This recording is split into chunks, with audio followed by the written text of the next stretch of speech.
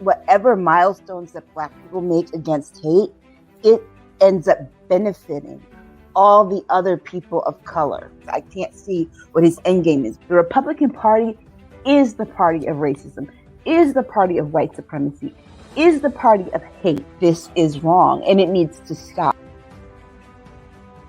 Everybody wants to go back and drag that piece of history up, but they don't want to go back and deal with what their ancestors did to the indigenous people and to Black people in this country. You got to go. And you got billionaires talking about going to space and Jeff Bezos. Go! Never come back. I hope you get lost. This man has lost his mind. Boom! Come on, girlfriend.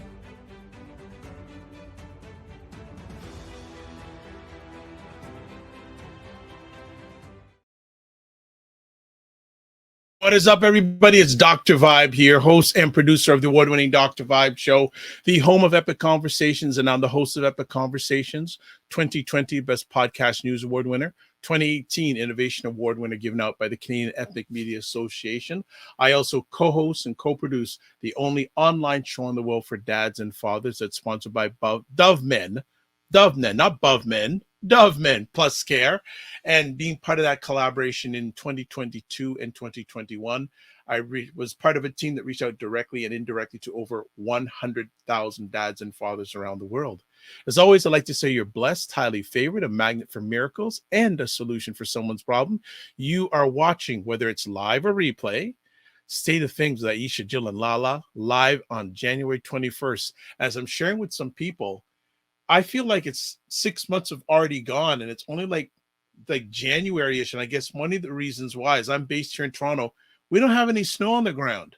Like, it's end of January, and there's green grass in Toronto. Like, climate warming, working your magic. We're supposed to be getting a big storm sometime later this week. So we'll provide the weather vane updates later on. So let's get to some other things before we bring the main cast here with us today. So first things first, this episode of Aisha, State of Things with Aisha, Jill, and LaLa is sponsored by Ebony Occasions. Ebony Occasions, they want to be a part of those special moments in your life. For Valentine's Day, why not give that special person in your life a card that is also a piece of artwork? Their cards can be cherished and admired for years to come. As a sweet gift to everyone who's watching, they are offering a 10% off all cards site-wide with a promo code EBONY10. Just apply the code at checkout and you are good to go.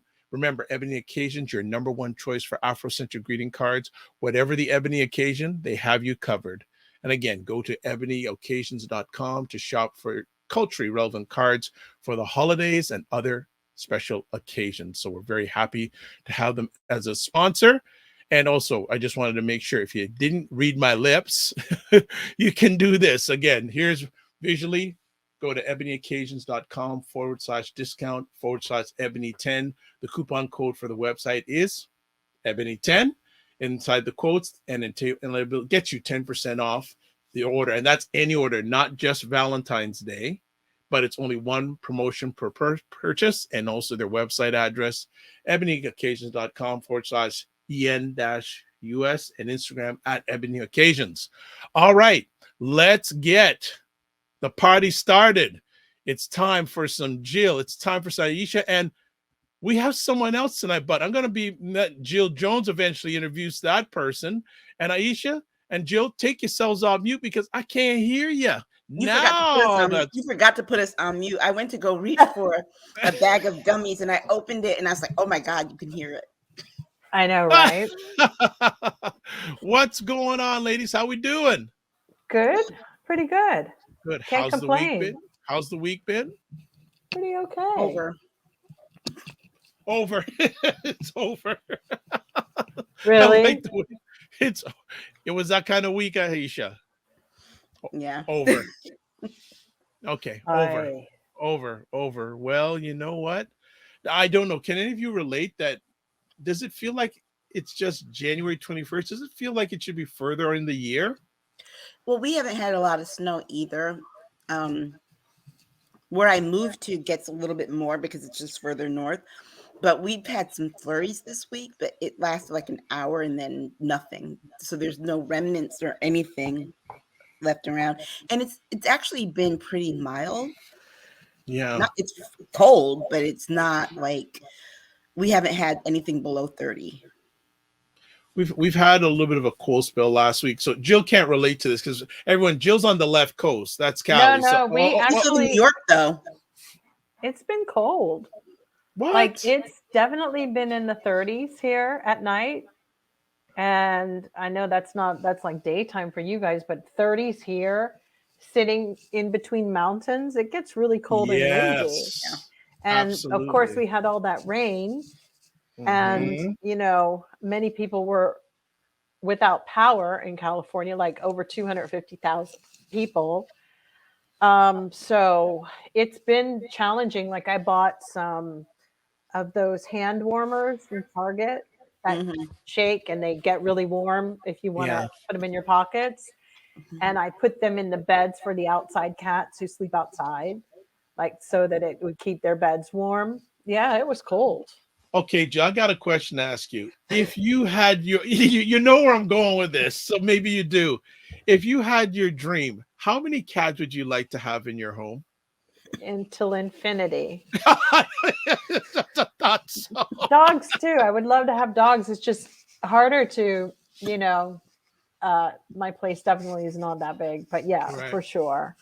So should I start thinking of Jill Jones, the Jane Goodall of the millennium? Yeah, for sure. I'd have some chimpanzees too if I could, but they're a lot of work. They're kind of like toddlers, but I don't know if I'm ready for that. Chimpanzees and toddlers. They are. They're like the same. Aisha just shaking her head saying, I don't know where Jill It's a lot of work. No, I mean, like you have to feed them, and they're into things, and it's like I know that because my forever. sister's puppies are like that. They're very needy attention wise. Yeah. There's no other nice way to put it. They're very needy attention wise. They're so sweet, but like they do not like to be alone. My sister got 2. Just so one the other one company, and even still they don't like to be without people. Yeah. Well, one doesn't mind. One does. He doesn't suffer fools or children, so he's not really or other puppies.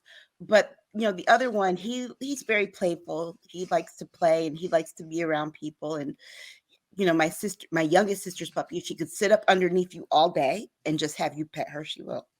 Yeah. Wow. I saw a stroller the other day for my cat, and I'm thinking of getting it because my sisters have strollers for their puppies. Yeah, I know it's crazy, but I can't let Ash out because she ends up would get fleas. The other ones who are outside, Ashley doesn't really get along with. That will be very tricky. You need a big house if you want to have a lot of pets. So does Ashley rule your house? Yes, she does. You. She's the queen. She's they have to pass the test. So right now I have all these pheromone diffusers in the house at the moment. Yeah. To make the introduction a little slower. So if I, she's not feeling well today, but if I have to take them to like the vet or any of them to start getting them to sense each other's presence and keep them calm. Stress is a real... I could go on and on for this, but yeah, I'm thinking I would like to do a cat cafe. So I'm working on that idea. Yeah. We'll see how California works. I know New York has a great one and Japan, London, but California can be like the freaking dark ages out here. Okay. Toronto has cat cafes. Yes, we do. Yes, you do. And that's my favorite. One of my favorite cities in the world is Toronto. I'm telling you. Go ahead, Aisha. No, you just reminded me. You know what I saw the other day? That's like not very far from where I live. There's a dog store. All they sell is dog stuff. Yeah. I mean, not just food. They sell like sweaters and skirts and jackets and strollers and jewelry and all kinds of dog stuff. Next time you go by there, take a picture for us, please. I will, but we do dress my sister's dogs. They do have capitalism and jackets and sweaters. I know. Well, we've warmed up everybody before we get into some things. Black Beauty is here saying, Dr. Vibe, I'm loving the new background. Well, I'm glad. Oh, yeah, you got the stars. Yes, every few weeks I like to change up my backgrounds to just like change up some stuff. So that's cool. Black Beauty also says, yes, it's been unusually mild here in Ohio, generally up mid 30s, excuse me, up to 58, very unusually mild. Okay, next up, Sinema Canella's in the house. Also, a cat cafe would work in California. They are a pet that fits a casual lifestyle. And for those who don't know, Pierre Dubois had him on my show 2 nights ago. Very knowledgeable about Google Analytics, data. I saw him. I was watching it. Yes. Very good show. Very informative. Thank you. So, member of the doctor, and he's going to be coming back on a regular basis. Oh, great. That was really interesting because yes, we could all learn a lot about that.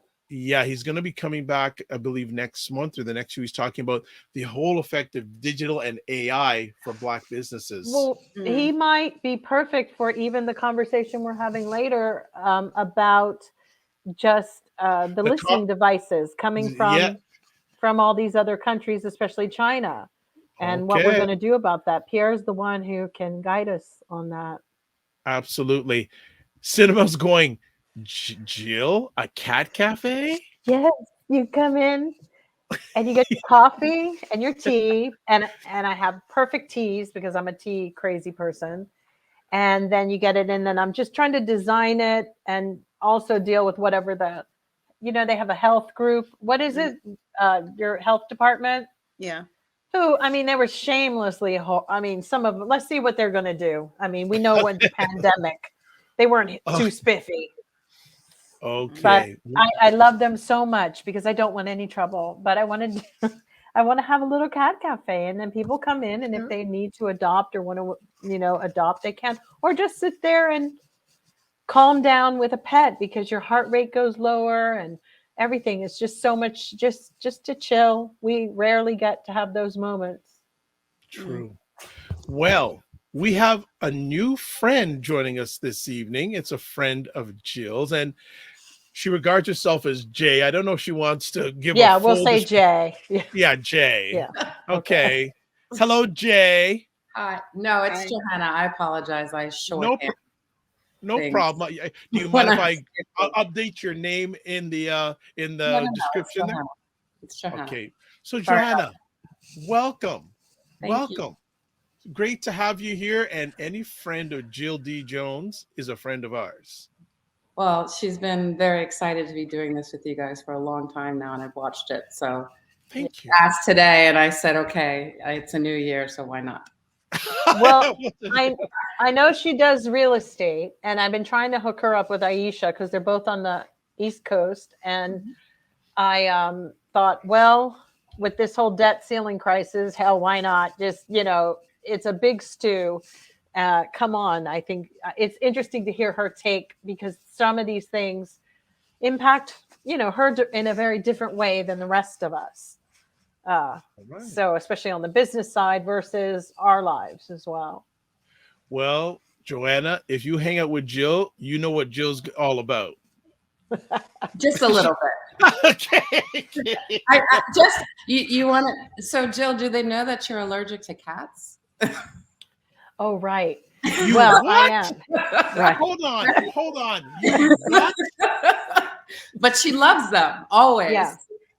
So it happens. My sister's allergic to dogs too, and she. I'm so allergic. Yeah. I made it go away. I'm going to tell you, I did. I made it go away. How did you do that? I did get asthma in the process of it, but because I just convinced, I love this cat so much when she came into my life, and I'd had a cat when I was really young, but I sneezed and I always had like chest closures and stuff. And then I took Zyrtec all the time, and it's actually not good for you to have to do that. But the last time I went to the doctor, like a year ago, to do the allergy test, He said, you're not allergic at all to cats. And before it was hounds, I started to develop allergies to hounds. And then I just blamed it to moving to Los Angeles, because when you come out here, you just start to have the weirdest allergies, like to plastic or to,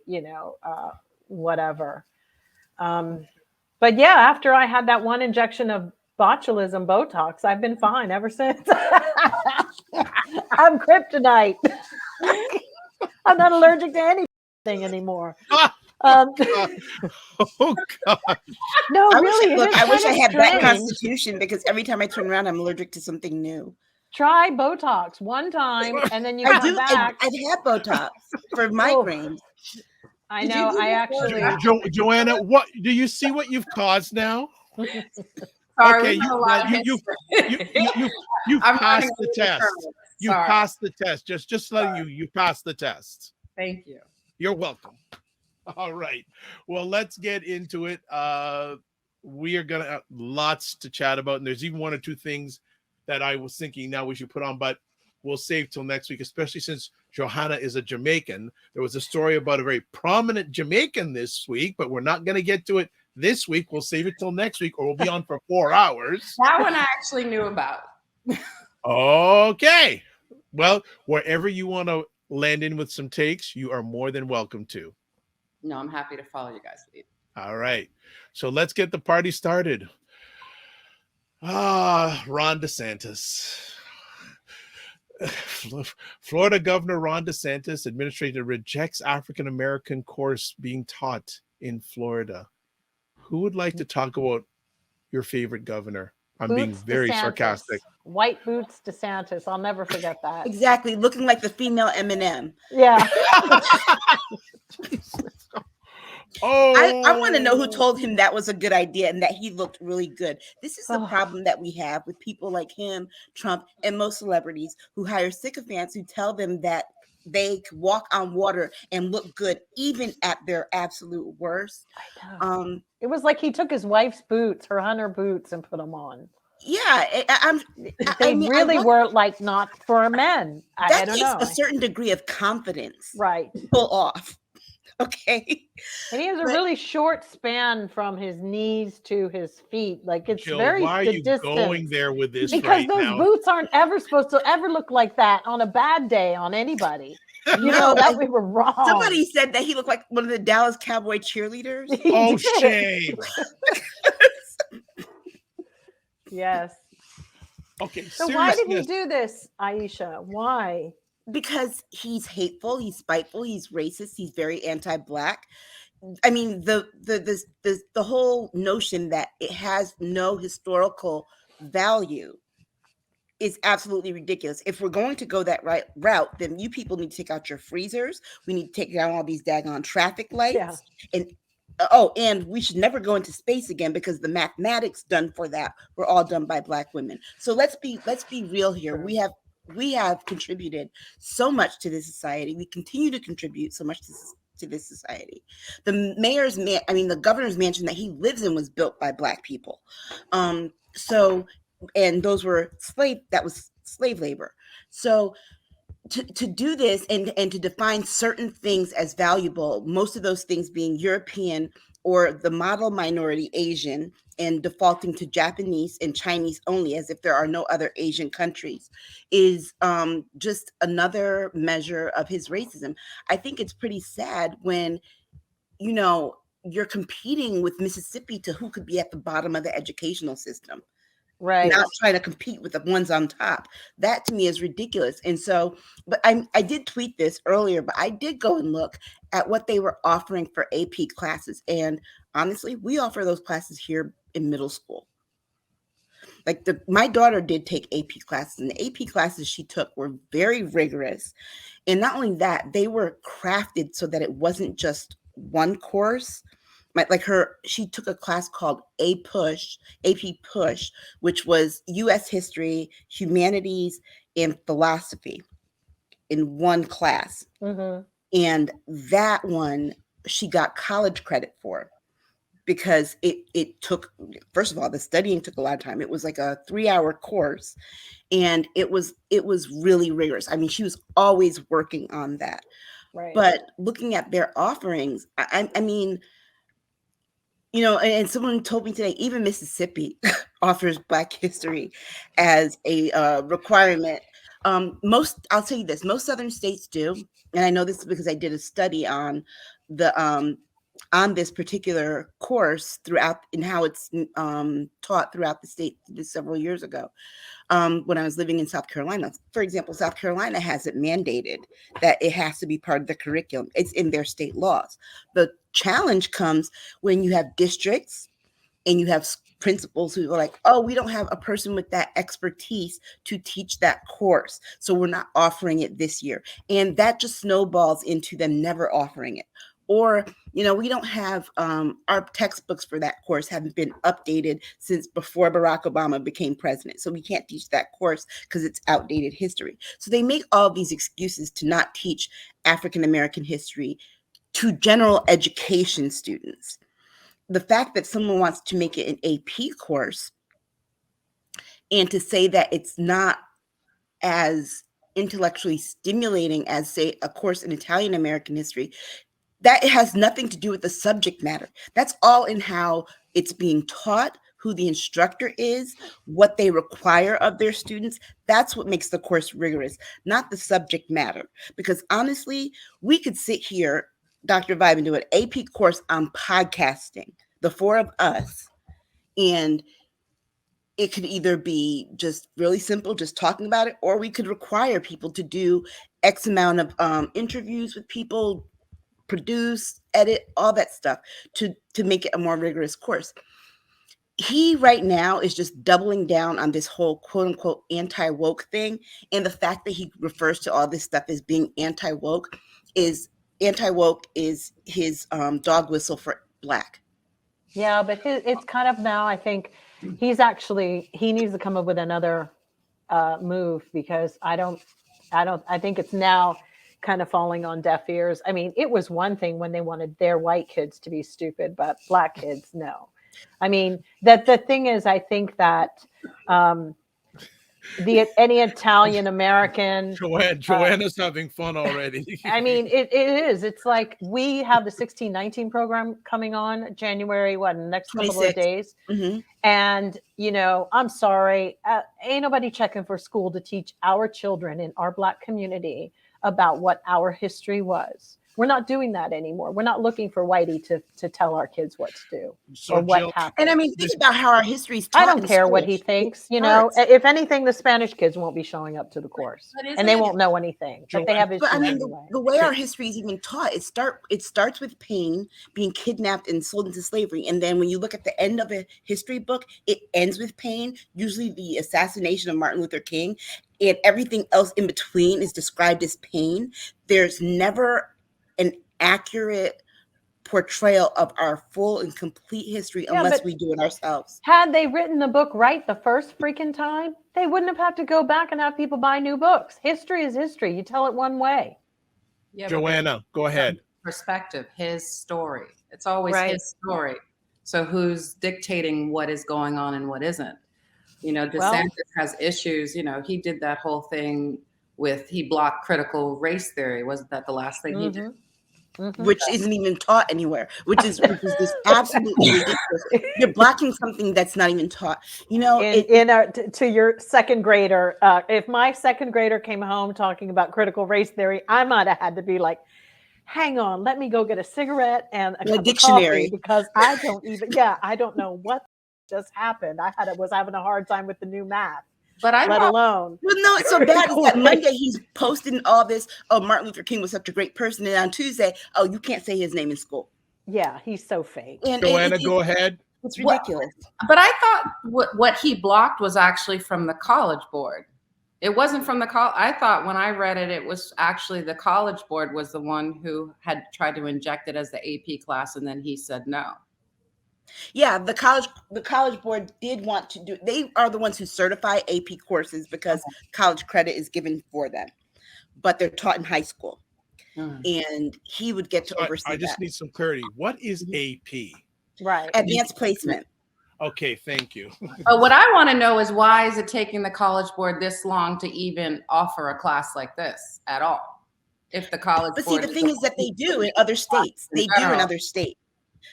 They do in other states. This is probably the first time that and I let me take that back. It's not the first time that they've done it in Florida. Oh. It's probably something that they do every year. But while he's on this roll with the anti-woke stuff, he just decided to blow the issue up. Because I promise you, it hasn't. This, if I remember correctly, I think that they had suggested this in the late 90s, because a professor that I was talking to, that I was interviewing for my thesis at the time, had been talking about making it an AP course. So I don't think this is the first time. I just think he's taking advantage of it to grab headlines. And of course he would. Why would he do this today and this week? Why? Because Nikki Haley says that she might be running for president. This is why.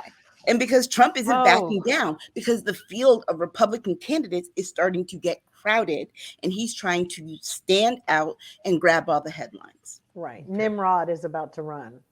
Nimrada's Rahanda. So I have a question also. Isn't the best people to teach Black history us? Because is the school system really doing a decent now I'm an outsider, so I don't know, but I'm just saying. Would you want Candace Owens teaching Black history? No.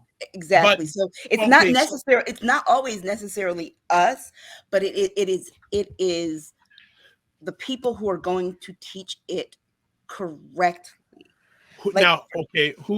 So who are the right people to teach Black history in the education system? People with degrees in Black history, because you can get them. It's not like they're not available. Yeah, that's true. Period. Or well-educated, you know. Mm-hmm. My mother taught Black history for 40 years in high school. History doesn't necessarily depict experience, though, you know. So right. if you want history is one thing. It should be based upon facts. Whether how you feel or move through something or experience something, that's, you know, completely different. So, and it's all in the literature you read. You know what? I'll tell you who's the most perfect person to teach a course on Black history. I know it because I sat in a car with him and talked with him about it. John Hope Franklin, who has passed away, but he wrote the book Before the Mayflower, one of the very first books on Black history that was widely taught in universities. And so, somebody of that caliber would have to tell the history, because he told it in a way that it wasn't, when you look at our history books now, you'll notice that they center a very specific kind of person, usually Anglo-Saxon, white, male, Christian. That's what our history books do. It is up to the teacher to bring that discussion to the classroom. So, for example, when I would teach intro to sociology, I would have all my kids, the first thing I would do is tell them to open up the textbook. And I used to pick this one textbook on purpose and then wouldn't use it halfway through the class. Open it up, and all you see are just pictures of nothing but white men. And I would say to them, okay, what is wrong with this picture? And they would sit there and be like, there's no women. Okay, there's no women, and they're all white. So just so you know, this is the perspective that you might come across in this book, and to be aware of it and to call it out when you see it. Because you have to teach a subject like that with the knowledge that the materials used to tell the story are almost always going to have some kind of bias in them. Okay. So quick comments to just catch up.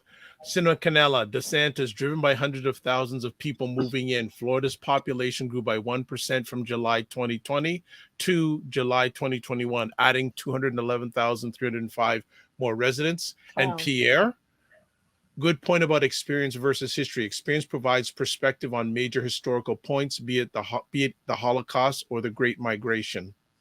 Yeah. And just another thing about Mr. Dubois, born in Gariana, home of a very famous music family. Yes, Jackson 5. And he moved back to Gary, Indiana. So he lives in Gary, Indiana. So, Gary, Indiana, Gary, Indiana, na, na, na.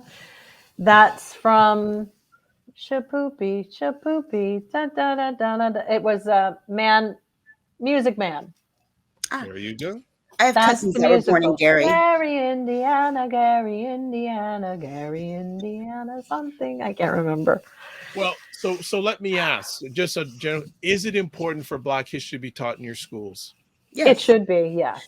And it should be taught as a separate subject, a subject that just focuses on it, because when you do that, you're not just focusing on the historical facts, those people and places and things like that, but you also get to discuss different aspects of culture, like art and literature, and can all cultures be all those things, right? Yeah, and I think Chinese, knowing international policy, knowing all of these histories. I mean, for some reason, America's never quite gotten it. I've been abroad and had, other people from other countries know more about my country, about America, than I ever knew. So somewhere we're really behind. We don't, why does it have to just be one? What the heck is going on in school that our kids don't see how the world is connected with all these cultures? The other question is, when was the first time you knew you were Black? If you think about it. Wow. Like, when was the first time? Who told you you were? Or you know what I mean? So I don't know. In Ohio, I knew. Because someone told you. But I have to say, I didn't know anything outside of that, because when I grew up initially, my family was a Black Muslim family. So we only associated with people who were like us. Right. And then my parents also had a lot of books written by Black authors and things like that. So my recognition of it and my awareness of it as something that other people thought was negative didn't come till I went to school. I think I came from a very grassroots Black American family that, were not stupid, but did not go to college, most of them, if any. Worker bees, basically. Very, very hard life, so really kind of negative, had already settled into the bleak outlook of being Black in America. It was really hard to, I think very hard workers owned their own home, kept their nose to the grind, didn't interfere with anybody else. You do your thing, I'll do mine. That kind of a Black person in America. Okay. But not on that whole, like you guys, all of, you have a Muslim background. Johanna has the Jamaican. So education was number one, like push.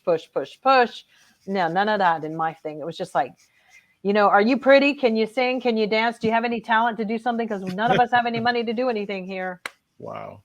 Okay. Yeah. Well, let's do some stuff here. Pierre says, America has a pop history perspective, summary that glosses over some details, which shows the connection between issues. Sure.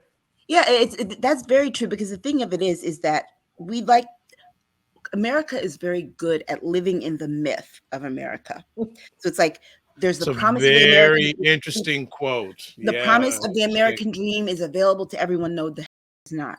We're all treated equally. It's a melting pot. No, we're not, because we're still very segregated on Sundays and in our neighborhoods. American language, English is one of the most difficult languages. American English is one of the most difficult languages to learn, because it's a montage of a whole bunch of different languages. And then we have so many words that are pronounced the same, spelled differently, and have different meanings, unlike in other cultures. And so we have this, we told ourselves that, we're the greatest country. Think about it. Every time you hear a politician, I'm proud to represent the greatest country in the world. Excuse me. Why can't Kenya be great? Right. Why can't Kenya ever be the greatest? When's that going to happen? Why can't Thailand ever be the greatest? Why does it have to be America? So we have this myth that we've created for ourselves. And we perpetuate the myth by how we pass down our history. So think about it.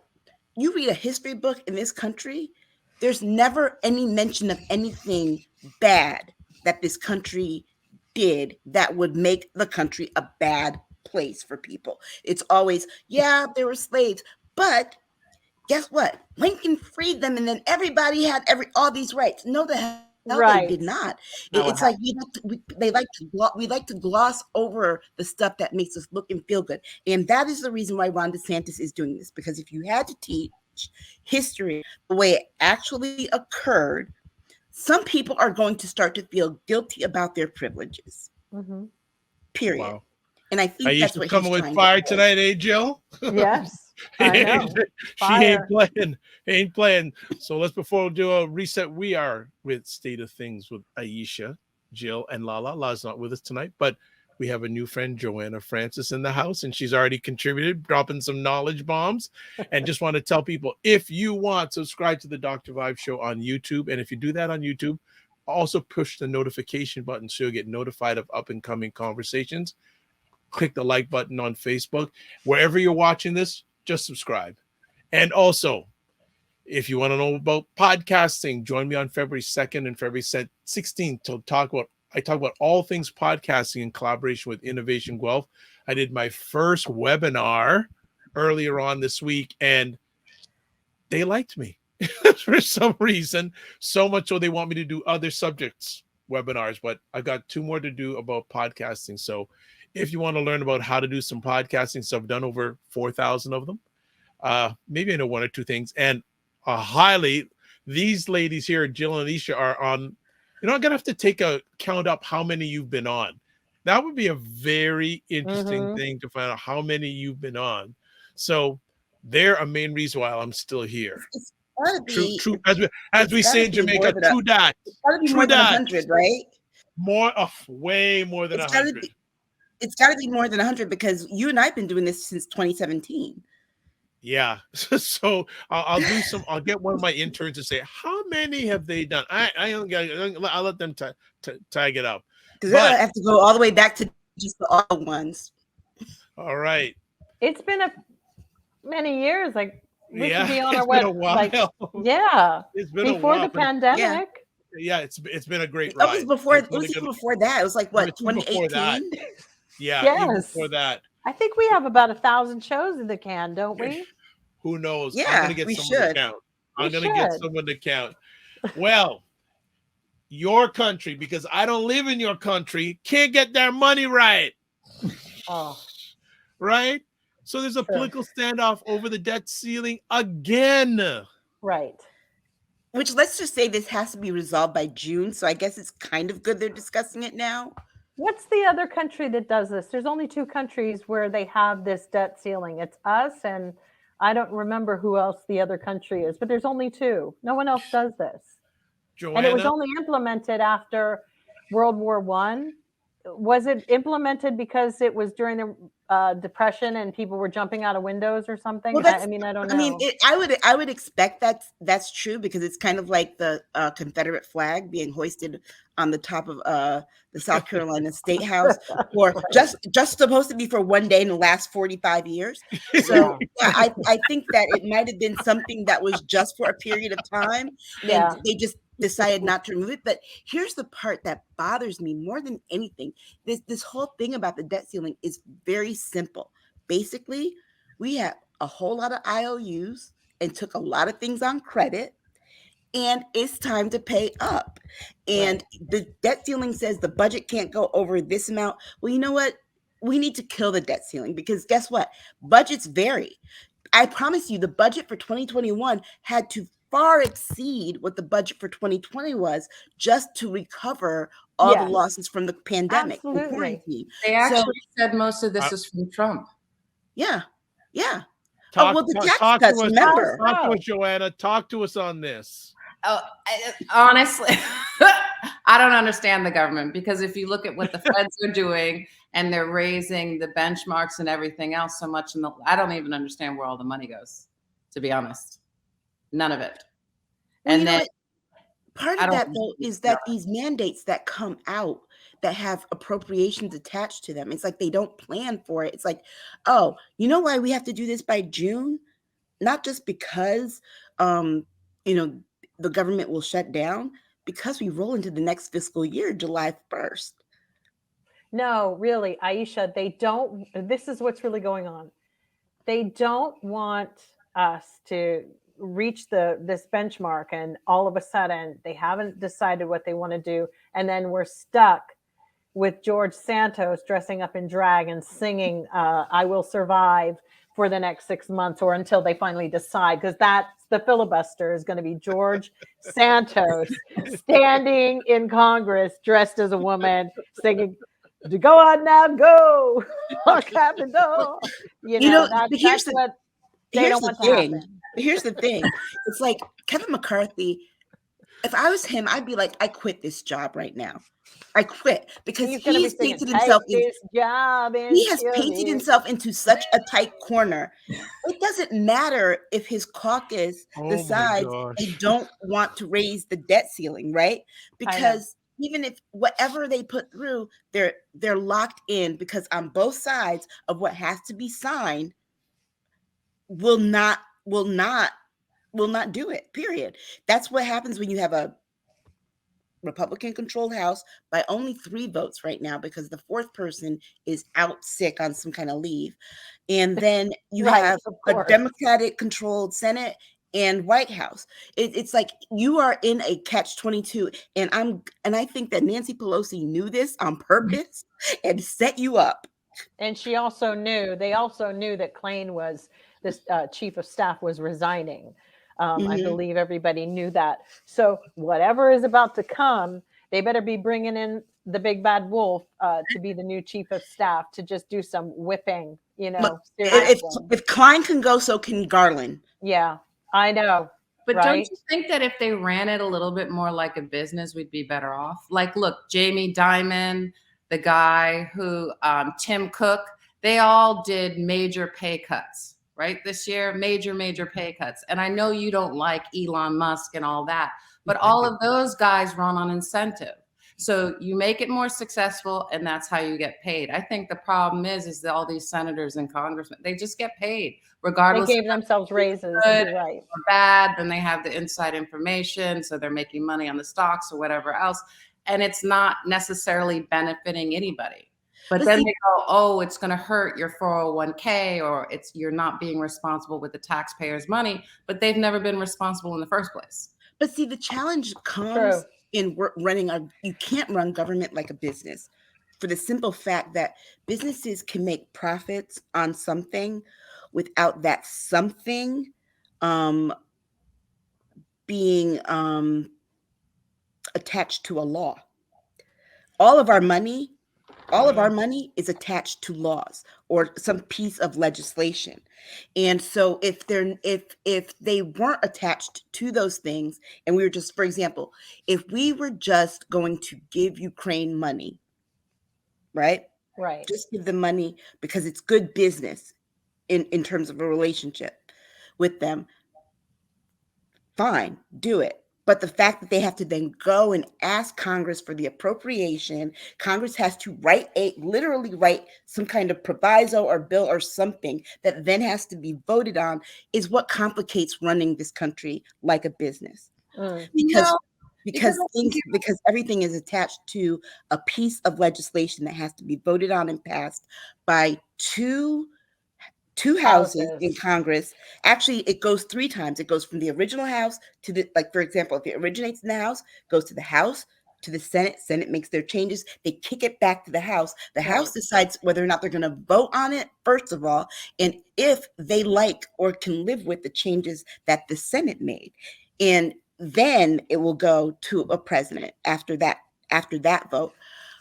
But I think that is our problem with we can look at our government spending like a business. The problem is we can separate it from the process of how our policies are made. If we could, I think we'd be in a lot better place. The question is whether or not the policies are efficient.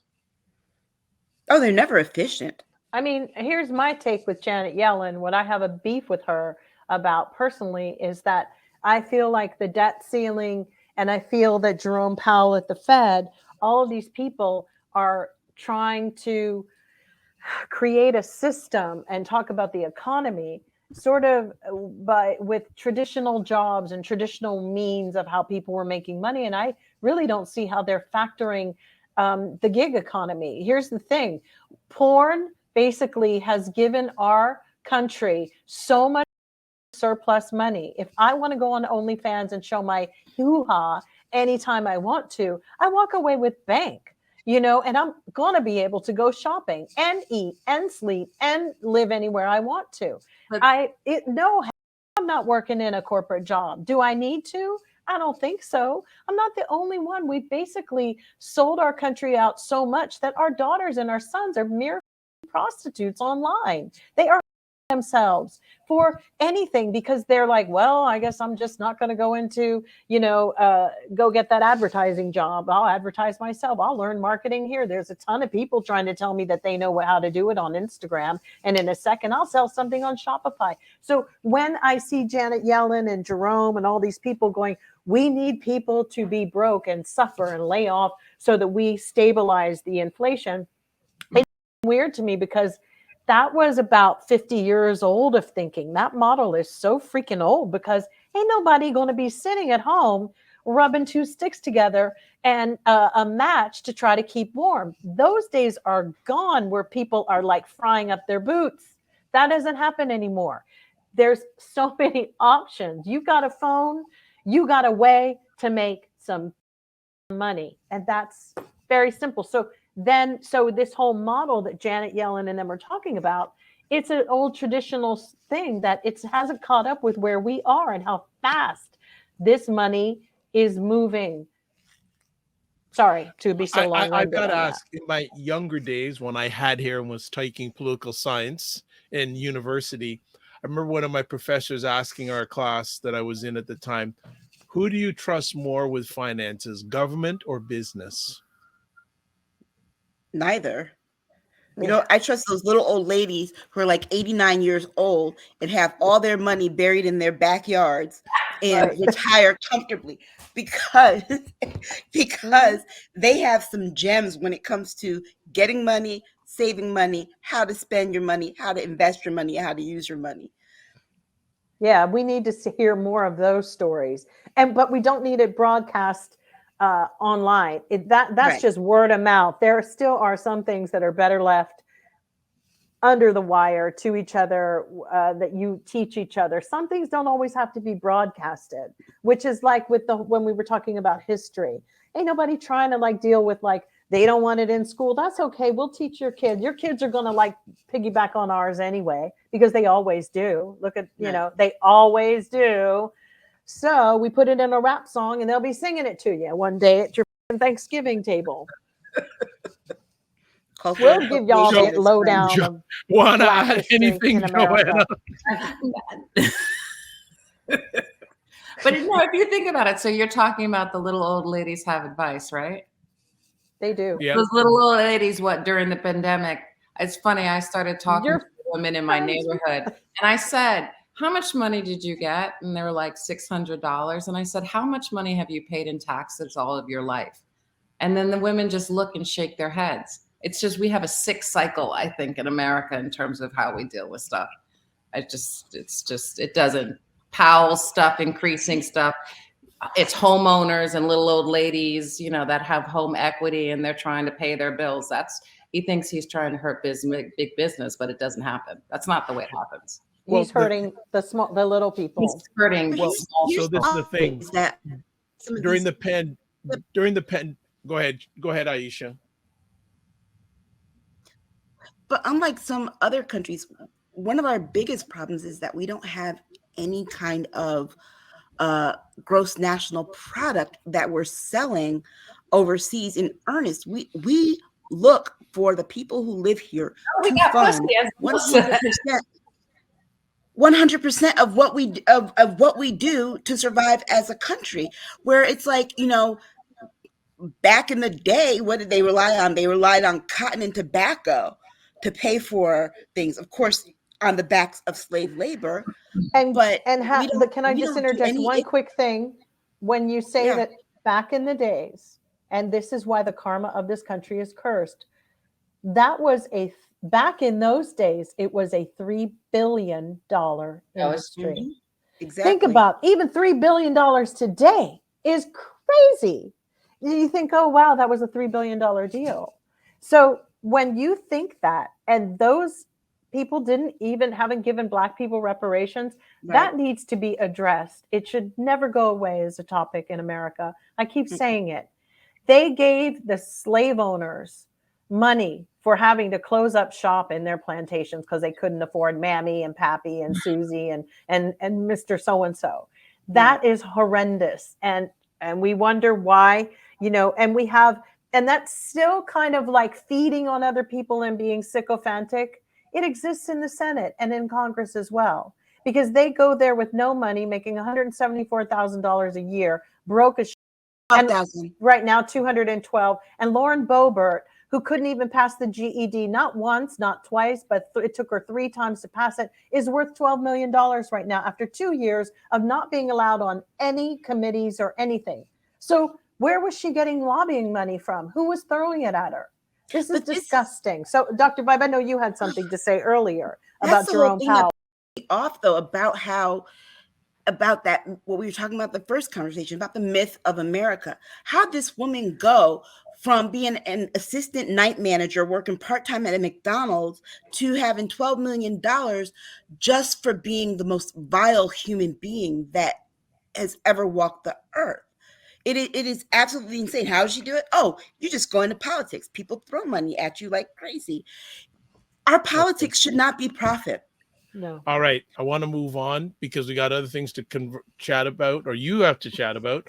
Pierre saying Jill is right. Money moves faster and people can't wait on an employer. It helps with entrepreneurship in some ways, but not everyone should be an entrepreneur. That's true. So true. And also the range of wages and expenses are greater than it used to be. It plays into the points everyone is raising. And that's what I was going to say, that during the pandemic, the wealth got wider. Yeah. Yeah. And when we talk about politicians, who's paying for their salaries? That's the problem. The taxpayers. But then they have tricked people into thinking that we pay more for things like SNAP and unemployment insurance, which people already pay into. But they think we pay more for those benefits than we do in salaries. If you were to look at how much you pay in taxes per paycheck, I promise you, probably only like $0.015 is going to food stamps. A whole quarter plus is going to your legislators to be paid. But see what they've done in order to get solidarity in these local places in the country, these pockets. You go, well, why are they still voting for these people when they're clearly against their own interests? The rich scoop down just enough to touch the hairs on the idiots who actually are holding the jobs, like the local woman who's, filing the legislation, who's doing this. And they make sure they get greased very well and taken care of. And those people will lie to other people's faces and duplicitously, like the hierarchy that they're in. And they will become the role models for the peons, the minions beneath them, to aspire to locally. Because remember, local is your aspirational. I mean, this other stuff is so Elon Musk, all of that. That's really high up. But people respond locally, like, oh my God, I saw them out and she thinks she's everything.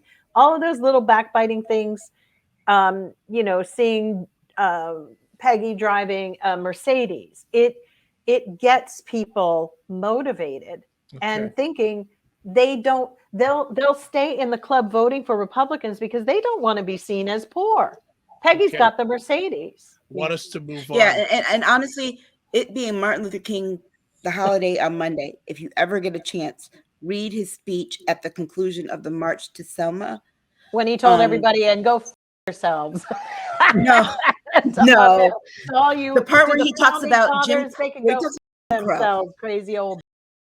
No, the part where he talks about Jim Crow and that why people vote for against their own interests. It's like he says you have the wealthy people, white people, who told poor white people, guess what? The reason you're poor isn't because we're taking all the money. It's because of those people right there. And he makes this analogy to Jim Crow and talks about a poor father not being able to feed his kid, so he feeds him a diet of Jim Crow. Joanna, final comment, and because I saw you want to get something. I just had a question for Aisha and Jill. Yes, cotton was big business. So what is our big business now? Is it tech? I mean, no. That's the problem. We import more products than we export. So we import more than we export. We don't make anything. We're trying very hard with Biden, with his infrastructure plan and everything, was to start bringing in chips for cars again, because there's a lot of she's announcing a lot of plant development that in the U.S. opening up plants, etc. In regards to that, I'm just going to get to some comments. Regina says $16 trillion was spent on re-election campaigns in 2022. Yeah. What would happen if that $16 trillion was put to fight poverty? Oh my gosh! People in Mississippi have running water. People in Jackson, even half of it, actual water, cool, good water. Let's be honest. Half of it would pulled so many people out, and they would have somewhere to live, and they would be content. But a government does not want content people. They need people. How do they spend all that money? How do they what? How do they spend 16 billion? Like how is advertising? Advertising, what they pay staff, travel. Okay. Regina also asked, travel. Is there data? And Aisha, you may know the answer. Is there data anywhere that charts congressional members' net worth, all of them, before and after leaving office? All you gotta do is Google them. Yeah. Well, there also was the big argument. Google net worth, and it will tell you. There's that site, opensecrets.org. Yeah. I had an issue with Sinema leaving, and she stayed in and collected millions and millions as a Democrat, and now she's took that money that she collected as a Democrat to be an independent. I don't think that's fair. Okay. Regina also says oil products, cars, and tech are 20% of U.S. exports. Yeah. So one other thing, Regina, just so you know, you can check not just your congressional members, you can also check your local elected officials, their net worth, which I advise people to do. Certain states have mandates that if people make over a certain amount, they have to publish in the newspaper what people who work for the state are making. Knowledge. Yep. When I lived in South Carolina, they used to do that if you made over $50,000 a year. So everybody in the state knew what you made. But it's also a good eye-opener because you get to see what your politicians and your representatives and all of them make. And you can also find out what they were worth before they went in and what they're worth after they leave. And you'll see, like, I know some states have full-time legislators in their state bodies. A lot of states have part-time ones. So they pay them part-time wages. Personally, I think the way that we handle Congress, because it seems like they work part-time jobs. I've never seen so many people have so many breaks, days off, and vacations. Anyone who make a full-time salary. Like the only time they were ready to work was when their money was in jeopardy. That's why I think But you know they're about to go on another vacation before President's Day. Yeah. It's like, what? That's in 2 weeks. They just got back 2 weeks ago. I know. It's too much. All right. So let's stay. And Jill says, thanks. We'll look into it. Yeah. The last comment we'll make on this, I'll just say a quick thing. I wonder what the debt crisis would look like if China called it credit from America. Right. That's all I got to say. Let's move on to China called their credit from America, the rest of the world would fall apart as well. Because first of all, we wouldn't be able to pay that debt. But if we even attempted to, we couldn't pay the debts we owe to every other country. But here's the thing. Ain't nobody going to do that. What would happen? Honestly, this is all make-believe money, guys. This is like moving around your pretend money. Let's all just decide we're all billionaires today. And I owe you $50 million, Aisha. What are you going to do about it? You know, like what a mess. Here's the thing. China long ago wiped their hands of ever getting that money back. Yeah. Because look, the interest alone, America would be paying China back for another millennium. Okay, Yeah, there so we go. it just, I mean, China's like, it's like I say, when you know, people ask to borrow money, whether it be friends or family, make sure it's money that you don't mind not getting back in case they can't pay you back. They're That's where destroying we are right everybody now. with TikTok. Come on, That's where their we are. verbatim. That's where we are right now with our Okay, government. I'm gonna show something really quick before we move on to our next conversation topic. I just searched something online, and this is gonna be crazy. This is the U.S. national debt clock in real time. I'm trying to put it up on screen. You know, they used to have that in New York. I remember seeing the clock, and I'll be honest with you, it's really negative, and I don't like things like this around. I don't think anybody should have anything like this. It's not a great vision board.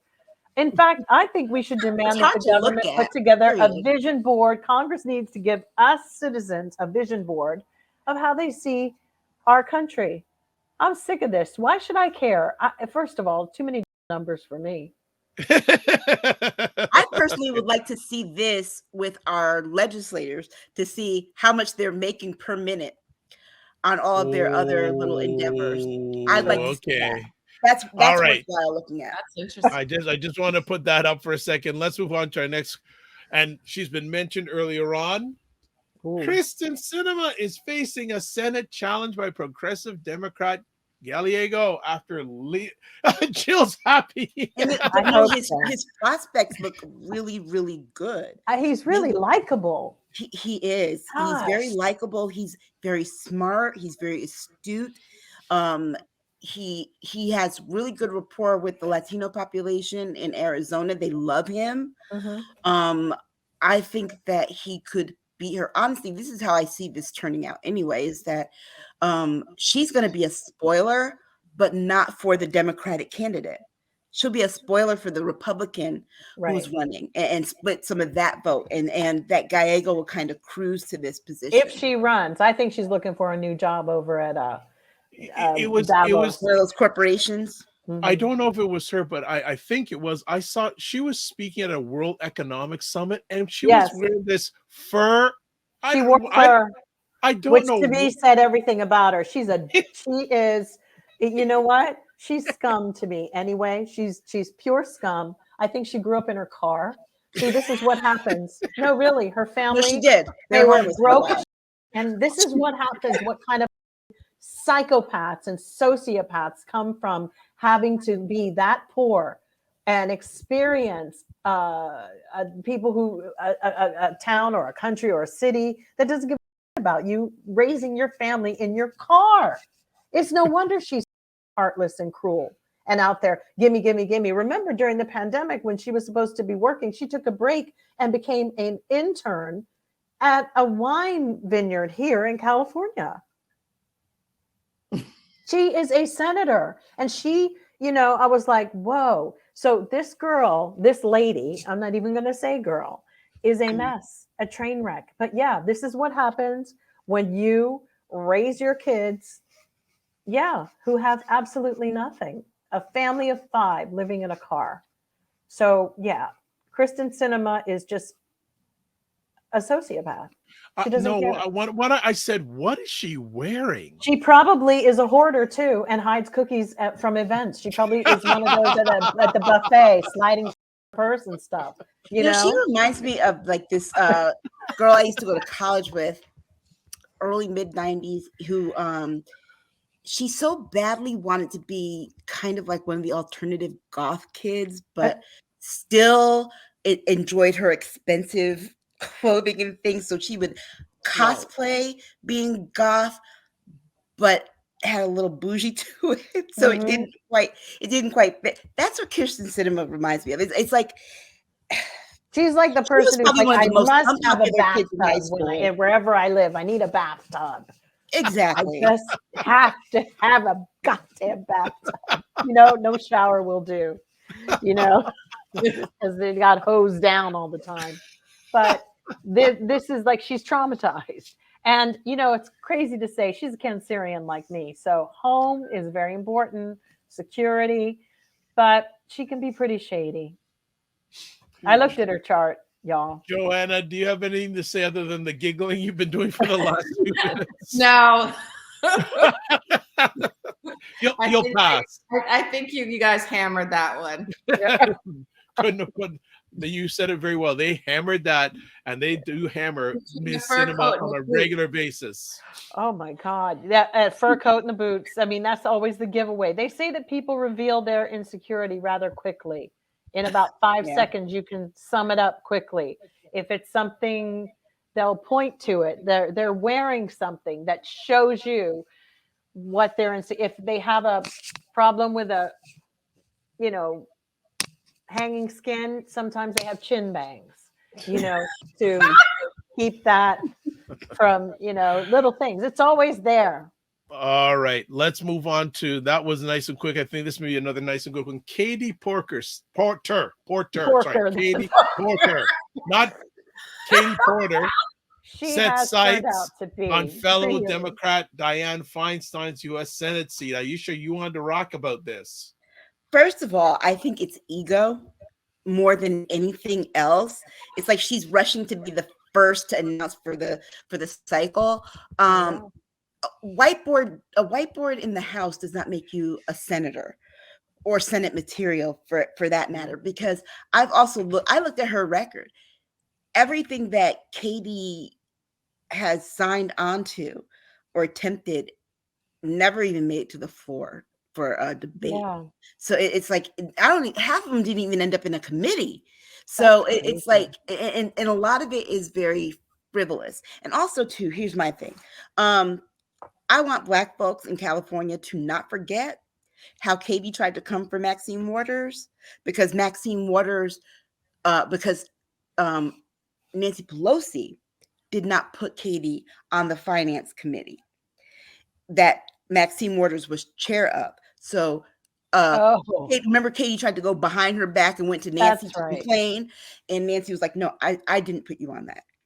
And so, it's like, I haven't forgotten that. But also too, I think you've only had one session, this is your second session in Congress. You need more practice. I think that Dianne Feinstein needs to retire, because I don't think that she's operating on 100.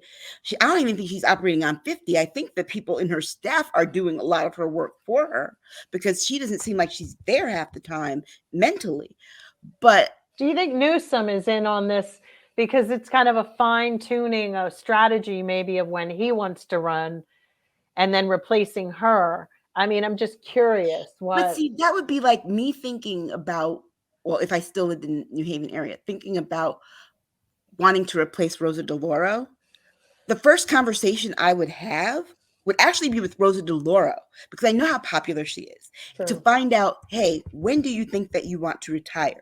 And if you want to retire, I would like to be your heir apparent. Can we link up and figure out how to navigate this and move this along? Emily's List actually teaches their female candidates how to work and operate like that. So I think that if Newsom was having conversations with anybody and involved, he should be directly talking to Dianne Feinstein instead of Katie Porter, because Katie Porter is insignificant. First of all, she's not even in the Senate now. She just announced a campaign, which means she has to get through a primary. And to me, I think her announcing, Gallego announcing this early makes sense, because as of right now, there is no Democrat in the Senate. Well, we have an African-American woman who's running for that seat of Dianne too. Mary or something. Ask everybody to throw in their hat, and then she'll make a decision. And with all respect, I actually like Katie Porter.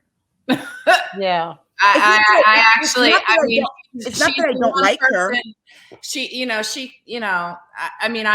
I'm not nearly as political as all of you guys, but I've watched things, and she's pretty on wheels when she, has a little bee in her bonnet. And that, I think, is actually important.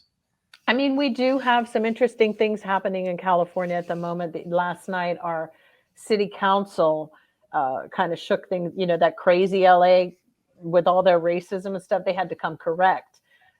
Because did something for the tenants. There was sort of a landlord tenant thing happening with COVID guidelines and people not being able to pay their rent, and they were moving into, we've had such a surplus of rents going up really, really high here, but they're going into sort of these qualifiers that if the rent increase is an crazy amount, and they have a definition of it, they're going to make landlords pay for relocating people.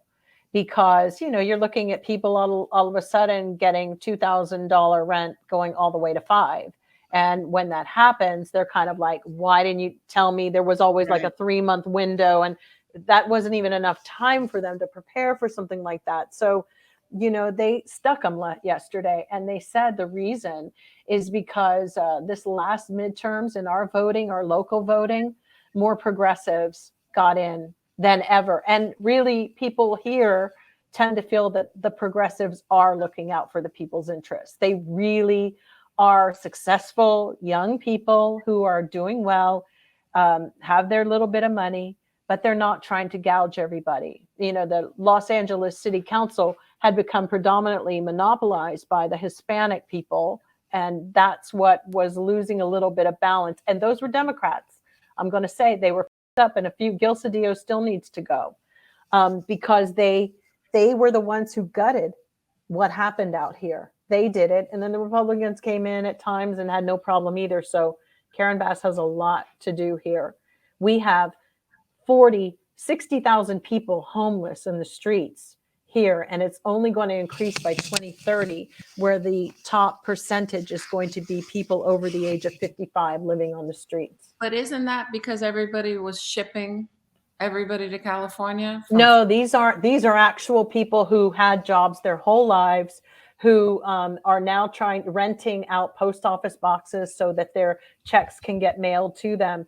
These are people who, if they get laid off at 55 or over at 60, they can no longer get rehired. And there's some real serious going on. They lost their homes. There were some really crazy things happening.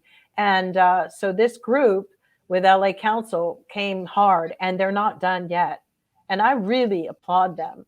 I was like, I have to say, when I voted this time, it's our new leadership we have to look to. I'm not necessarily looking at Democrat or Republican. I'm looking for the progressive, the person, these young people that, they might be the way. They're not all the way. You know how I feel about the squad, but I don't believe too much of a group of anybody is the best thing. What the LA City Council did was disgusting and almost unforgivable, with all the Spanish people, judging Black people the way they were. That was wrong, and it was unforgivable. Okay. I gotta say this. It's not that I don't like Katie Porter. Katie Porter is rich, by the way. I'm sorry. I watched a lot of her when they show her in these committee hearings. First of all, we have to remember that those are committee hearings, and oftentimes they're investigations that aren't going to lead to any kind of legislation that will make an impact on people's lives. So all the talking she does and the questions that she asks some very poignant questions, but they're leading nowhere.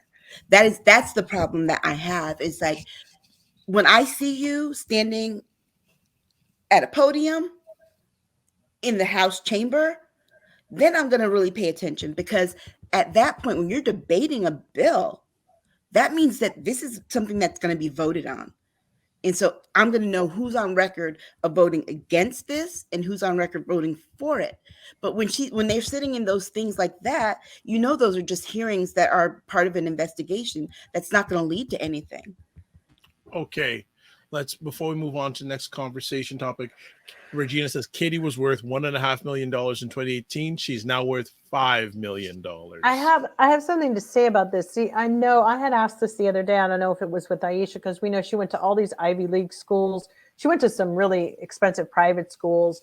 And somebody told me she had these grants and all these things, but I think she definitely must have come from a wealthy family. Don't quote me on this. But here's my thing. When I used to watch films like Mr. Smith Goes to Washington, when I was a young kid, I and the bill on Capitol Hill and all that kind of stuff. In my head, people went to work for the good of their nation to serve. And, stupid me, I don't ever recall in Mr. Smith Goes to Washington where he was with a lobby group and they pocketed and told him and paid him for votes and paid him for things. And, that's the part that was left out. And they need to include that in the civics class. They need to, when they do that, we're going to talk about history. They need to include how do these people make money and go in and come out richer than they went in? They're only making $212. Joe Manchin, he prides himself on his Maserati. He's too old to be in a Maserati. Sorry, I can't stand it. It's always money is wasted on the old. And I'm old, but he doesn't even look good. But anyway, my whole point is we need to understand these jobs because there might be many more people who want to go in younger to do it. Why would, you're like saying you're going to serve the people. They're not serving us. They're serving themselves. No, how do you go in with more than when you went in with? That's not it. What, are you kidding me? I mean, we already put age requirements on these jobs in the first place because we're trying to keep Lori Goldberg has $12 million. It's disgusting. And maybe more. But also, too, people used to make money in politics, but not to the degree that they're making in the last 20 years. And that has to do with that legislation that Republicans passed with the super PACs, not having to reveal where the money comes from or even how it's being spent or even how it's being used. There's the PACs and then there's the super PACs. The super PACs have even fewer laws and rules governing their money. And this is how they're getting rich. Money's coming through the super PACs. It's not coming. So Mr. Smith didn't have the super PACs. Exactly. Yeah. They didn't have that. They didn't have super PACs 20 years ago. No. So this is something that's very recent, very current phenomenon, and it's only going to get worse. All right. I think I'll run. Black politicians too. Huh? Are the Black politicians too becoming wealthy? Or is it? Yes. Oh yeah. Everybody. So it's just okay. So that's one place everybody's kind of like on an even field. They might not be making as much as some of these, but they're making money. Okay. Oh yeah. All right. Speaking about more politics, bitter RNC chair race roiled by questions of 45 loyalty. Aisha, you wanted to talk about this one. I just think this is funny. Just because they're sitting there trying to figure out the next. They did their Republican autopsy of the last election. But they're trying to figure out who's going to lead the RNC. Essentially, this will be the person that really is the voice of the Republican Party as a whole, the national party, but also, too, they raise money for candidates. They're trying to decide how beholden to Trump they're going to be and whether or not they're going to continue down that path. Ronna McDaniel, who's Mitt Romney's niece, she's the current chair, but she's being challenged. But she's being challenged by someone who doesn't think any differently than her. And if Republicans are going to be serious about changing how their party's perceived, which I don't think they are, you would probably start by not doing what you've done the last two elections that you've lost. And that would be starting with the whole following of Trump thing. Because honestly, he's the reason you're losing elections. He's the reason you're losing because his politics come with a whole bunch of crazy people who don't care. It is sickening to me that they care more about this man, are willing to go to jail and die for this man, but won't go get a better job or better themselves or go to college or something to improve their lot in life.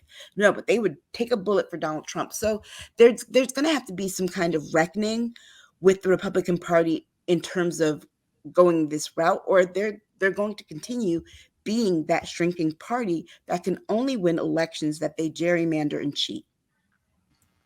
Anyone else want to add about the RNC? No, because it actually tied into what Jill was saying earlier about porno, because didn't the attorney that represented that also represent Trump and then won money from Stormy Daniels for Trump? Isn't there, like, I mean, it's kind of all like interconnected.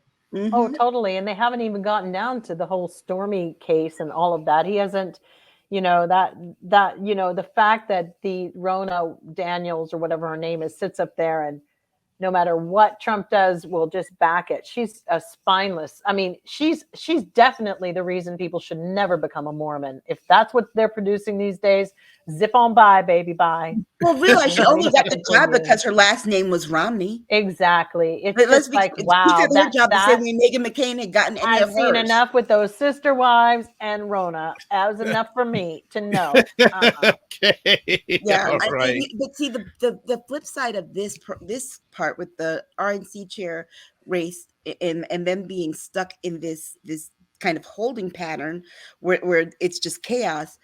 The flip side is that why are Democrats still holding on to Jamie Harrison? Well, that has to change. I'm sorry. Tom, whatever his name was, Tom Garcia was horrible. Awful. Jamie Harrison isn't proving to be anything. That was a sympathy thing. They just gave him a job because he lost in the other race. Well, you know what? They need to stop doing this because they gave Merrick Garland a job because they're like, well, we like him a lot. I'm so okay, make him the caterer, but don't make him the head of, the DNC. Oh, I mean, you know what? Help him run for governor of South Carolina next time. Just don't make him the head of the DNC. I think it's going to take someone who's got a lot of energy. It's scary how unqualified people are. Who would you recommend? Like if, who would I recommend? In an ideal world. For the Republicans? For the Democrats? For both. Well, for the Republicans, who would I recommend? I would probably recommend someone that they would never vote for, like a Tara Setmeyer. She's lovely. I like her. She's common sense. She thinks. She's very smart.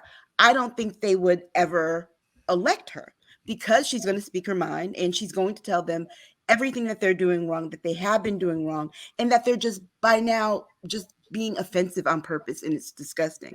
On the Democratic side, honestly, I can't see anyone out here now who would drive me to be like, yeah, that person. Aside from, I gotta say, Wes out of Maryland, if he was not governor of Maryland now, and he won and he was just inaugurated Wednesday, he would be a good person. I think I see him on the presidential primary track, probably 2032. Okay. Let's just catch up here. So Jill, I think this too, that movie was made in 1939, but Senator Payne in the movie definitely shows that there was corruption was present back then too. But here's the interesting thing. Even in movies, we used to hold the amoral accountable, and it was like a shame that Mr. Payne existed. Now we have more Mr. Paynes in Congress, and they've made it okay to take money like that the same way. That doesn't exist. Once we started having films where people started to identify with the Joker or the antagonist, that actually became a problem. There's nothing aspirational once you start admiring darkness. There's something wrong with that. That's just not the way light makes things grow.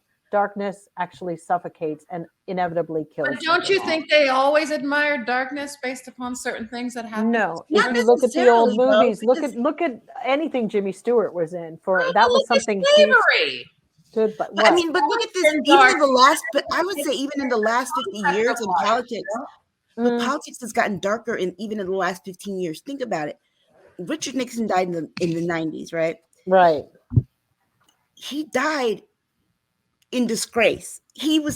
Remember, after he resigned, he rarely came out. You rarely saw him anywhere because people knew to be ashamed of horrible things that they did. People aren't ashamed of horrible things they do. No, he would have been given a TV show if he'd have done that on TikTok and hope it gets them followers. Right. He would have had a TikTok show and been a big celebrity. Because even his own party turned against him at All that right. point too. We're like, you got to go. So you Let's think move we're forward. regressing? Oh, he just said Democratic Socialists. That's not true. They aren't Democratic Socialists. Let me just use the real term. This is, Democratic Socialists, they are not. That's somewhere like Germany has Democratic Socialists. That is a perfect, in fact, the country is known as being democratic and socialist. Like that is it. So when Americans start conjugating words and putting things together here, it's always a new kind of newfangled twist.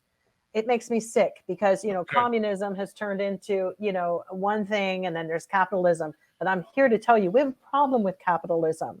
It is actually, and anybody with the right mind will know, we really need to check this because it's a little bit out of control. The greed and the money makers are, running the show. Okay. I mean, if we're going to say that this whole thing about they're not Democrats, they're Democratic Socialists. Well, I wish they were Democratic Socialists, to be honest. But the flip side of it, too, then, is that Republicans aren't the party of small government because they want government in every aspect of Absolutely, your but their stupid telling followers you what to can't do with see your it. body and whatever. Right. So don't fake the funk like, oh, the other party doesn't do this too. They're the biggest. Oh, but Aisha, it's a small probe that they think they're wavering. Please. Okay, Regina says, what if any impact will Murdoch losing 1.6 billion for promoting the election was stolen be on Fox? I don't think any. Nothing, because he's going to be dead. He's really not going to live forever. I mean, honestly, he might get to over 100, really, but no. Father Time is ticking for Murdoch. Okay. I agree with Jill. I don't think that he doesn't care. I don't think he doesn't at this point. He doesn't care. He's closer. It's funny for his kids. He's closer to death than he is to redemption. Yes. And they need to rein him in. Actually, let's look on the flip side. I know you talked a little bit about it. Should the Democrats be looking at new leadership for, and also who should that be? Like I said, yes, and yes, and yes. And at this point, if the party insiders can't get it together, then you need to put this to a national vote and let the members at large, the public, decide who it is and who we want to see push this stuff through, because you all have been making really terrible choices going back to Tom, whatever his name is. Right. We do need new leadership. I think that it is something that we need to familiarize ourselves with so many other people and really take the time to start really reading about them, looking at them, investigating and doing more research, and not just the people that are getting the most press on it. It's kind of in every area, and talk to your friends and talk to people in different community sectors. But I think the community will be the one that could turn it on its ear. It's like if you change your community, and which therefore starts to change your judges, that's where Trump really got us with 900. But I know that Biden has been appointing some judges too. I don't know at what count he is, but that makes it, he's been doing a fair amount as well, which is good, but it's going to take a minute. But things like reversing the EPA regulations that Biden never went back in and flipped that. Remember, we were all up in arms about what Trump got rid of the EPA regulations, and now ain't nobody it's like, dude, I thought you were going to do that on the first day. Fix that. Fix what we had to maintain our margins. We got to keep maintaining that. When we lose that, and go back in, this is all they do is they sweep the floor out with, that's all these idiots are going to do in the House. I never knew that the House of Representatives was going to could be as powerful as they are. This was the first time after what's going on. I had no idea that they are. Remember, it is the only branch of government that holds. I thought it was the part. I'll be honest. I thought being a senator was better than being a congressman. Sorry, call me a fool or ignorant. No, I did. They're the ones but that now I've decided that they are really kind of scary, and we took for granted them. I don't think I'm alone in this. Well, the least powerful, if you look at the three branches of government, the least powerful, even though there are certain privileges extended to that office, really is the presidency. Yeah. Because when it comes to determining whether laws and things are unconstitutional or not, well, we leave that to the Senate and SCOTUS to check it, right? And when it comes to the money of the country, that's the House. The president basically, I think the more we learn, just gets to be a figurehead. Like for me, when people go, oh, the Constitution and oh, the forefathers. Look, the forefathers were a bunch of drunk Puritan freakazoid slave owners. I don't really give a what they thought at this point. They weren't clear. They were vague. As they weren't just straight up like, no this, no that. That's why we have the problems. I believe also, I'm so upset that I think that the Tower of Babel happened in America. Screw y'all can keep thinking it happened in the Bible somewhere. This is the tower. This is where the Tower of Babel happened. Nobody understands. I'm sorry. I need to look at the original Constitution because I have a hard time feeling that there's not an asterisk somewhere saying, we hope that, 300, 400 years from now, you're not still using this document. Wow. Okay. Because, I think that if any of them came back to life now and wait, this is the same. There's some amendments yet, but this is the same Constitution that I'm with you, Aisha. You didn't guys see this? Still using it? You didn't revamp it? Huh?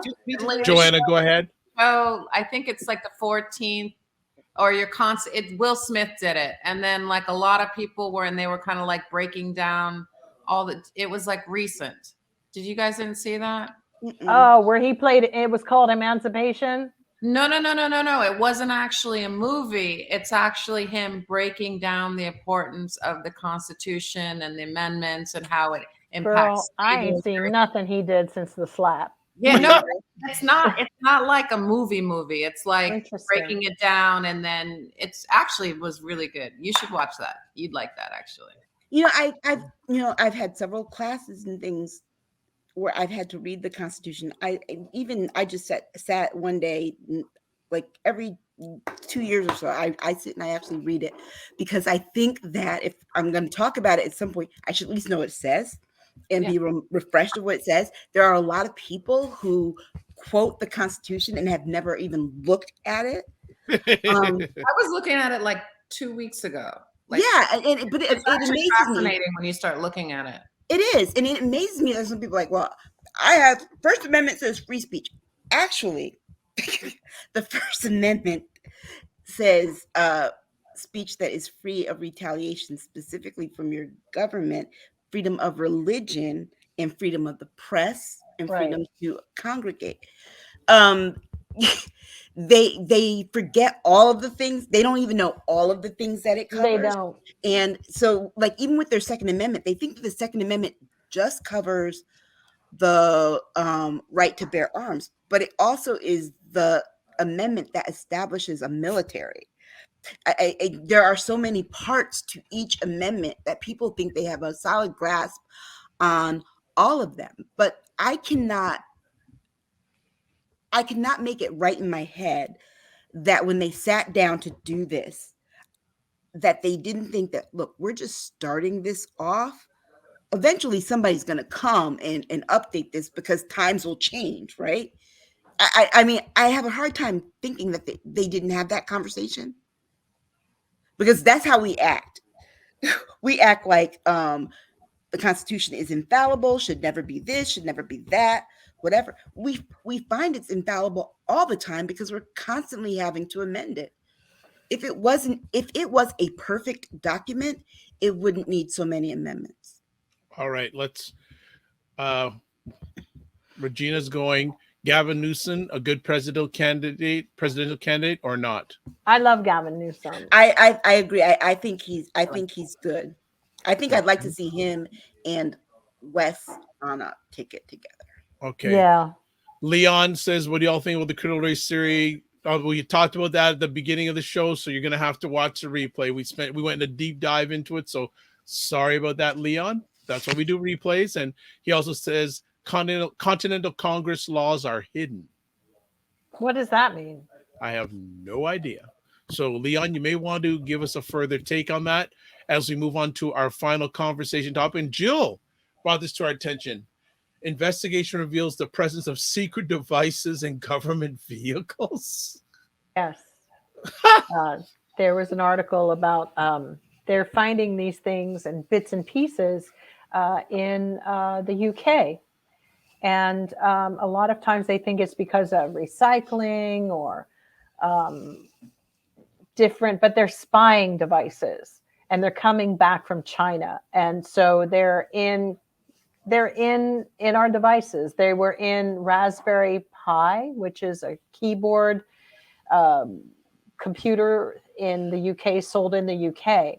And so what's interesting is that, because Biden has opened up this whole industry where we're going to be manufacturing chips and all of this kind of stuff, you've got to remember that every time we start manufacturing things, what does China do? They counterfeit. So that was another thing. China always counterfeits whatever. It doesn't matter what you're doing. They just have been doing handbags, shoes, and CDs since God knows when, which is why they were the first to actually destroy the music industry, by the way, because they counterfeited people's stuff so much. The first. And you make no money over there with your music, but you make money with advertising and endorsements. That's the only way, the China way. And sadly, America's kind of fallen into the China way, and it will kill all creativity, everything. So basically, they've been putting listening devices in all of their products, which is another reason why you have to watch what you're buying from China.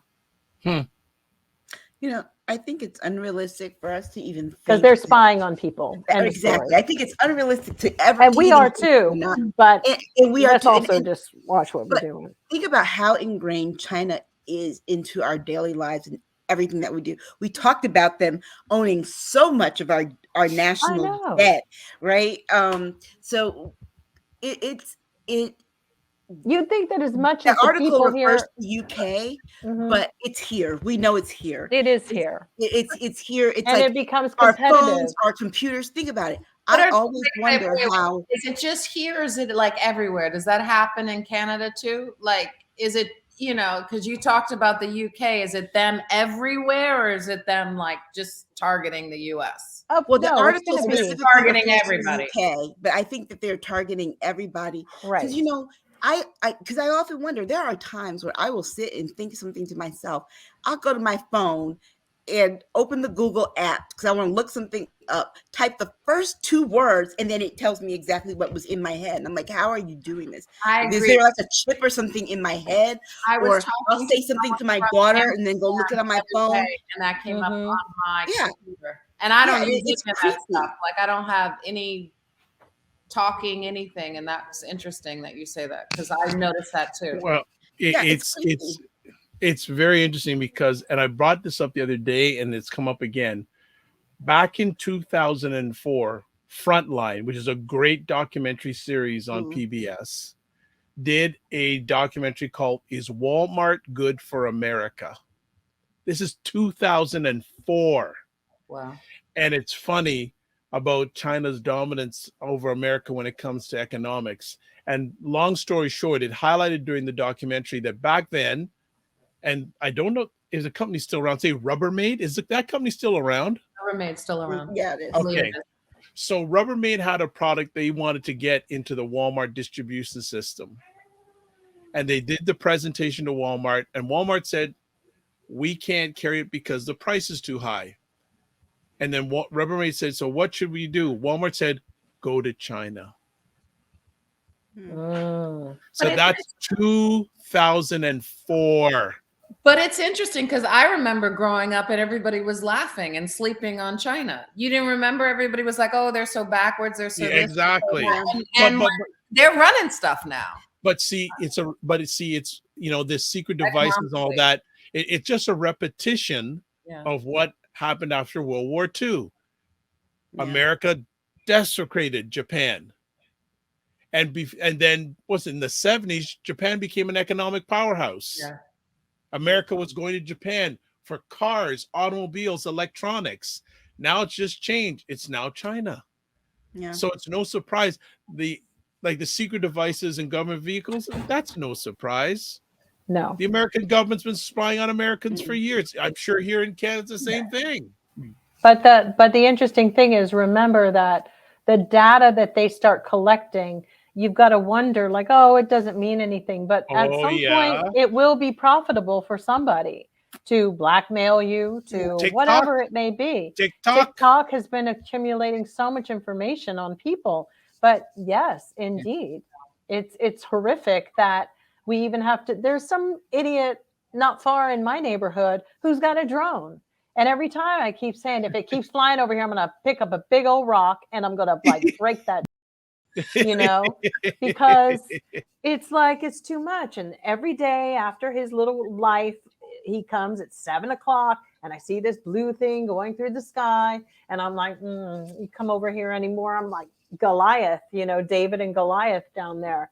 But no, it's really, that's it. And, we know a lot about our neighbors. We could, there's patterns people have, you see them, and we haven't been connected, and we're in oblivion to think that somebody else isn't watching us. That's really crazy, because they are. Joanna and Aisha, why do I see, I'm going to see a video of Jill throwing tearing up someone's drone. Jumping on it. Something tells you that in the next few weeks, Jill's going to come on and says, I did it. Those are pretty invasive. I really do feel like they're pretty invasive. They're weird. I just don't vibe with a drone flying around. But I do think that we have to watch that we're in this capacity where we're going to have self-driving cars, or cars that will have the capacity. And with China making fake chips and all these different things, just anybody, it can get into anybody's hands and become really dirty. Well, on that note, we are done, family. I think we've covered a gamut of things. We left some things out, but next week we'll bring some more stuff up.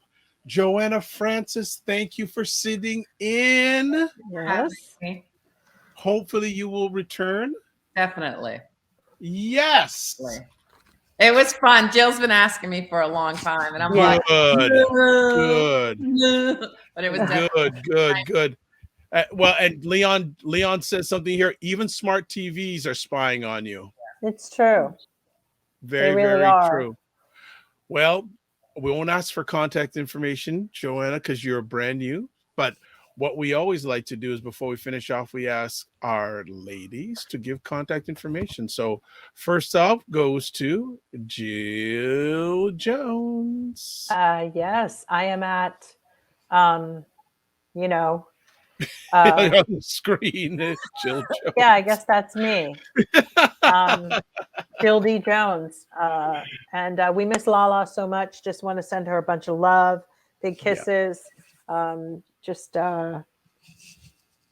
her know we're thinking of her. Absolutely. And we next go to Aisha Staggers. So let me get Aisha Staggers on our screen. Aisha Staggers. Yeah, Aisha Staggers at Twitter. I've been, like I said, taking kind of time away. So excellent. Catch me when you catch me. Okay, good stuff. And myself, you can catch me at website, the DRVIBESHOW, email dr.vibe@the DRVIBESHOW.com, YouTube, Facebook, and LinkedIn, The Dr. Vibe Show, Twitter at DRVIBESHOW, and on Instagram at the DRVIBESHOW. So before we end our conversation this evening, as I had mentioned the front end, LaLa is not with us today. And the reason being, I don't know if any of you follow her or not. Unfortunately, two of her sisters were killed by a drunk driver. And I'm just going to put up the post that she provided in Instagram. And the only reason I'm showing it publicly, because she shared it publicly. So I just want to show the post to everyone here on the screen in just a moment. We should have it. Okay, so here is the post, and I'm going to read what she has put. She says, and this was dated 3 days ago. And this is what she said, quote, "A drunk driver stole my sister's lives. While she sets to live life and make memories with her family, my family will forever have deep holes in our hearts. The driver is not only a murderer, she's a thief. She robbed us from our joy. She robbed their children of their mothers. She robbed their siblings of their sister and has shattered our hearts to pieces. The world was robbed of two beautiful souls who made people laugh. They loved hard and deep. You know their energy even before they walked into a room. With every breath, I will fight against drinking and driving. No family should ever feel the sorrow and pain that we are feeling in our hearts ever." So we like to have Rest in Power, Azure Higgins, and Valerie Lynch. And what we're going to also do is there's also a video that was posted about the loss of their lives. So I'm just going to give me a second here. I will, there's a comment here. I'll put it up. Okay. Thank you, Leon, for your comment. May the Most High bless them, rest in paradise. So what I'm going to do is I'm going to pull everyone off the screen and I'm going to show the video and we're going to close out. So as I do that, as always, I'm going to say, live your life as a dream. If you can dream it, you can make it. Sometimes you have to get small to get stronger. Block assumptions, then aim bigger, aim better, aim higher, aim wider. Love, faith, and respect. Remember to give yourselves grace. If it is in your heart, please say a prayer for the family and families that have been impacted. We'll be back next week. And here's the tribute. So I'm missing you.